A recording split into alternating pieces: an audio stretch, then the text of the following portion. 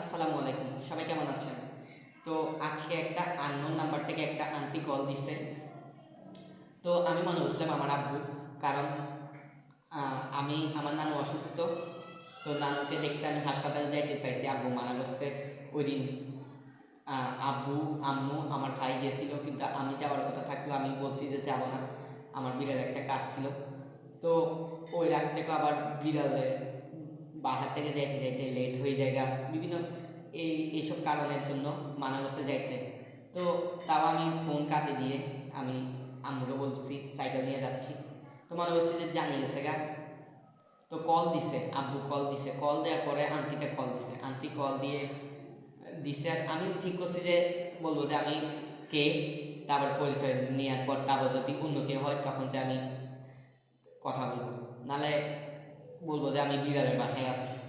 তো যাই হোক কল ধরলাম, আন্টি কল দিয়ে জিজ্ঞেস করতেছে, মানে একটা আন্টি আর কি কল দিয়ে জিজ্ঞেস করতেছে যে আমার বাসা বিব্লগ যাইতে পারবো কিনা। আমি বলতেছি যে না আন্টি, এখন তো ফ্রি নাই, আপনি কলে বলেন। তো বলতেছে যে আমার বাসা কোথায়, বাসা কোথায় মনে জিজ্ঞেস করলো। আচ্ছা আমার বাসায় কে কে থাকে? তো আমি একটু ঘাবড়াই গেছি, কেন জিজ্ঞেস করছে।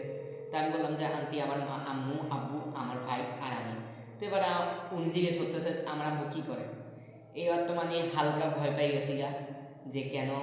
এবার আমি আন্টিকে জিজ্ঞেস করতেছি কেন আন্টি।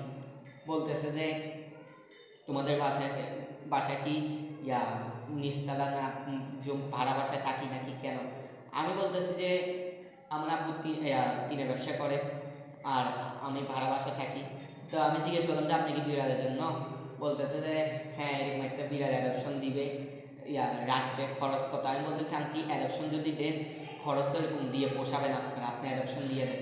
তো উনি বলছে আচ্ছা ঠিক আছে, ছবি দিবে, একজনে অ্যাডপশন দিবে, ওনার থেকে ছবি নিয়ে আমাকে দিবে। তো যাই হোক আন্টি, আপনি যদি ভিডিওটা দেখেন কিছু মনে করেন না। তো আজকের মতো ভিডিও এতটুকুই। সালাম আলাইকুম।